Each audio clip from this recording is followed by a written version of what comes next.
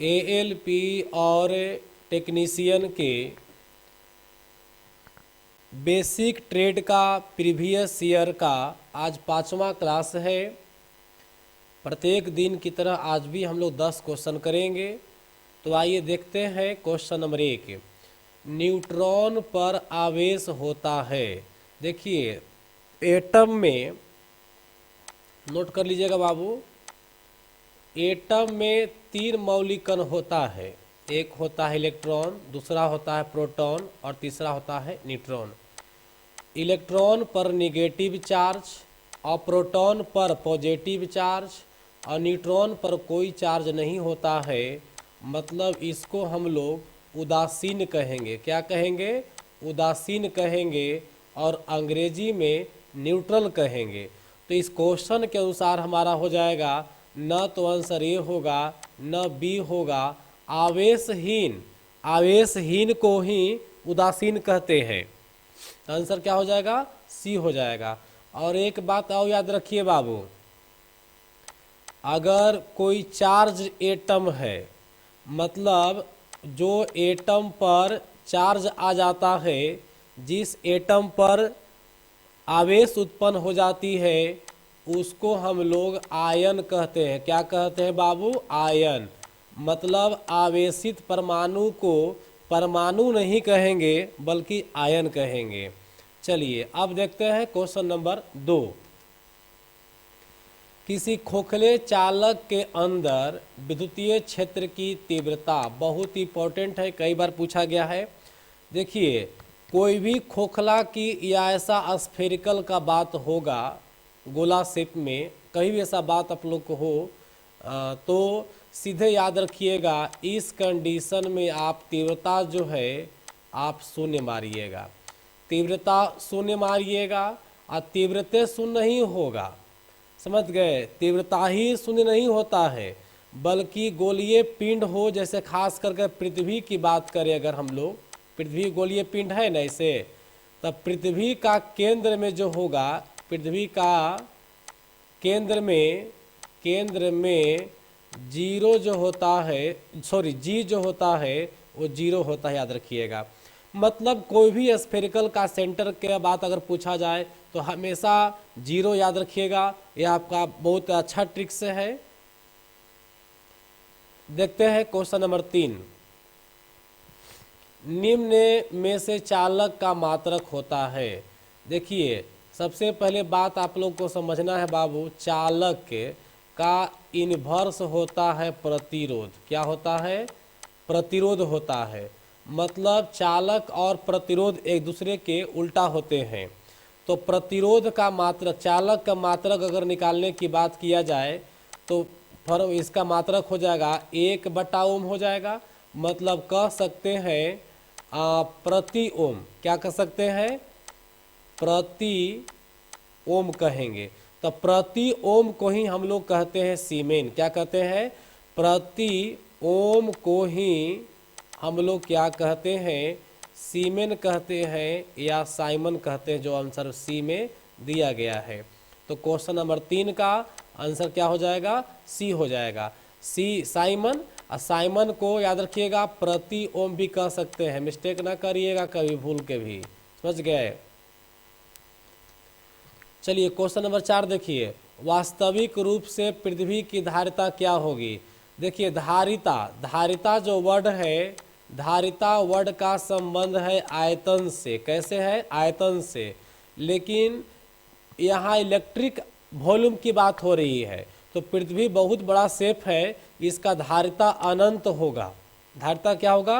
अनंत होगा। पृथ्वी में कितना हाई वोल्टेज डाल दीजिएगा तो सब का विभव जीरो कर देगा, क्योंकि इसका धारिता क्या होती है? अनंत होती है। तो याद रखिएगा पृथ्वी की धारिता क्या होगी? अनंत होगी। नोट कर लीजिएगा, पृथ्वी की धारिता, धारिता जो होती है बाबू, सॉरी, पृथ्वी की धारिता अनंत होगा। अब अगर इसी की बात करें हम लोग पृथ्वी का विभव, क्या बात करें? विभव, तो पृथ्वी का विभव क्या होता है? शून्य होता है। दोनों पॉइंट को अंडरलाइन कर लीजिएगा, नोट कर लीजिएगा। पृथ्वी की धारिता अनंत, पृथ्वी का विभव शून्य। अब देखते हैं क्वेश्चन नंबर 5। संधारित्र, संधारित्र का मतलब हो गया कंडेंसर या कैपेसिटर। कैपेसिटर का ही हिंदी है संधारित्र। देखो कोई भी कैपेसिटर एसी पर भी काम करता है और डीसी पर भी काम करता है, तो आंसर क्या हो जाएगा, सी हो जाएगा। यानी कंडेंसर जो है एसी और डीसी दोनों का काम करता है। कंडेंसर यानी संधारित्र का अगर हम एस आई यूनिट की बात करें तो एस आई यूनिट होता है फैराडे। क्या होता है, फैराडे होता है। क्या होता है बाबू, फैराडे होता है। और इसका ऐसे प्रचलित मात्रक है, तो प्रचलित मात्रक बात करें मतलब अदर में अगर बात करें हम लोग तो हो गया माइक्रो फैराडे। क्या हो गया, माइक्रो फैराडे। माइक्रो फैराडे का मतलब हो गया -10 का पावर 10 का पावर -6 फैराडे। क्लियर हो गया। अब देखते हैं क्वेश्चन नंबर 6। एक आदर्श आमीटर का प्रतिरोध होता है। देखिए ये आमीटर है, ऐसे आमीटर को हमेशा श्रेणी क्रम में जोड़ते हैं। तो आप खुद सोचिए, मान लो कि यह कोई बल्ब है ना, और ये जो है से आमीटर लगा हुआ है। तो यदि इसका रेजिस्टेंस अगर हम लोग हाई रखेंगे, रेजिस्टेंस हाई रखेंगे, तो क्या इसमें करंट का प्रवाह होगा, नहीं होगा। तो याद रखना है कि करंट का जो आमीटर है इसका रेजिस्टेंस हाई नहीं बल्कि लो रखना होगा, तब जो है इसमें करंट फ्लो करना शुरू करेगा। अतः कहेंगे कि एक आदर्श आमीटर का प्रतिरोध क्या होता है, शून्य होता है। आंसर ए होगा। अब यही अगर बात कर दे वोल्ट मीटर का, वोल्ट मीटर का बात कर दे तो वोल्ट मीटर का प्रतिरोध क्या होना चाहिए, अनंत होना चाहिए। एकदम वीवीआई पॉइंट है, याद कर लीजिएगा। क्वेश्चन नंबर देखते हैं 7। किरचॉफ के नियम किस राशि के संरक्षण पर आधारित है। देखिए किरचॉफ का नियम जो है ना बाबू, धारा संरक्षण पर काम करता है। I बराबर होता है I1 plus I2 plus I3 plus dot dot, ऐसे कर करके किरचॉफ का नियम से हम लोग धारा, विद्युत धारा को संरक्षित का सिद्धांत प्राप्त करते हैं। अब देखते हैं क्वेश्चन नंबर 8। चालक की लंबाई बढ़ाने से प्रतिरोध क्या होगा। देखिए कोई भी प्रतिरोध जो है किस किस बात पर निर्भर करता है, आइए इसको समझते हैं। प्रतिरोध लंबाई के समानुपाती होगा।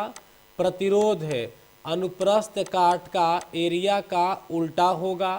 अनुप्रस्थ काट का एरिया का मतलब हो गया 1/, मोटाई तार का, किसका मोटाई, तार का मोटाई। मतलब तार की मोटाई ज़्यादा होगा तो रेजिस्टेंस कम जाएगा, उल्टा है, देखो बटा में है, उल्टा हो जाएगा। तार की मोटाई कम जाए तो रेजिस्टेंस क्या हो जाएगा, बढ़ जाएगा। चल देखिए एक पॉइंट और देख लीजिए, आर जो है टेम्परेचर का भी प्रोपोर्शनल होगा। यानी इसका देखिए ए वाला लंबाई का प्रोपोर्शनल होगा और टेम्परेचर का प्रोपोर्शनल होगा। मतलब लंबाई में प्रतिरोध में सीधा संबंध है।